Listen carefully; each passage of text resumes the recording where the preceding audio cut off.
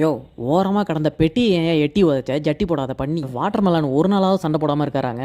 அங்கே ரம்யாக்கும் இவருக்கும் சாப்பாட்டில் சண்டை வந்துருச்சு.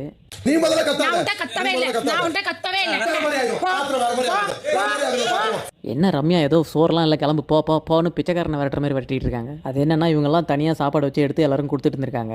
வாட்டர் மெலனுக்கு கொடுக்கவே இல்லை. அதில் அவர் கடுப்பாக எனக்கெல்லாம் தரமாட்டிங்களா, நீங்கள் மட்டும் தனியாக வச்சு சாப்பிடுவீங்களா, நான் தான் இந்த வீட்டுக்கு முதல்ல வந்தேன், நான் தான் ஓனர்ன்ற மாதிரி பேசிட்டு இருந்தாரு. ஆனால் இவங்களாம் அது எல்லாம் பொது சாப்பாடு தான், யார் வேணாலும் எடுத்து சாப்பிடலாம், நீங்கள் என்ன நான் ஏன் எடுத்துறணும்னு கேட்டேன். அதனால வந்த வாய்க்கா தகர தான் அவர் காவாயை ஓப்பன் பண்ணி விட்டு செம கத்திட்டு இருக்காரு. இதையெல்லாம் நாய்கிட்ட பேசணுமா, உங்ககிட்ட தானே பேசிகிட்டு இருக்காங்க. ஓஹோ, எல்லாம் நியாயத்தை பேசுங்கடான்றாராம். அதைத்தான் நாயத்தை பேசுங்க நாய்கிட்ட பேசுங்கன்ற மாதிரி சொல்லிட்டு இருக்காரு. நியாயத்தை பேசலாம் தர்பீஸு, ஆனால் அதுக்கு யாராவது ஒருத்தவங்க காதை ஓப்பன் பண்ணி கேட்கணும்ல. நீ வாயை திறந்துட்டுனா வேறு எதையுமே மூட மாட்டேங்கிற. அந்த வாயை திறந்தாலும் அடப்படுத்து விட்ட சாக்கடை மாதிரி ஓடிக்கிட்டே இருக்குது. அப்புறம் எப்படி அதை நிறுத்துறது? எதில் ஏற்றி அமுச்சு விட்றீங்க?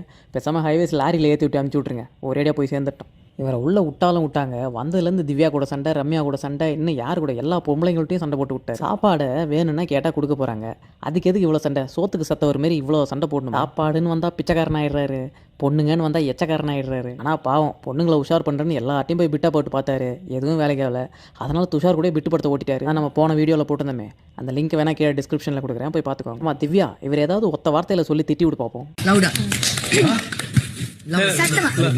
அவங்க லவுடான இங்கிலீஷ் வார்த்தை தான் சொன்னாங்க, ஆனால் கரெக்டாக இவருக்கு சிச்சுவேஷனுக்கு மேட்ச் ஆகுதுல. சரி, இப்போ பிக் பாஸ் முடிஞ்சு போச்சு, இதுக்கப்புறம் ஒன்றும் இல்லை. இதுக்கப்புறம் ஒரு வேளை வீடியோ எதிர்பார்த்தீங்கன்னா என்ன மாதிரி ரிவ்யூ பண்ணலாம் அப்படின்றத கமெண்ட்டில் சொல்லுங்கள். அந்த ஐடியா நல்லா இருந்தால் அதை நம்ம ட்ரை பண்ணலாம். சப்ஸ்கிரைபர்ஸ் எல்லாருக்கும் ஹாப்பி பொங்கல், இனிய பொங்கல் திருநாள் நல்வாழ்த்துக்கள். பொங்கல் சாப்பிட்ட உங்கள் பொண்ணான கைகளில் ஒரு லைக் அண்ட் ஹைப் பண்ணிடுங்க.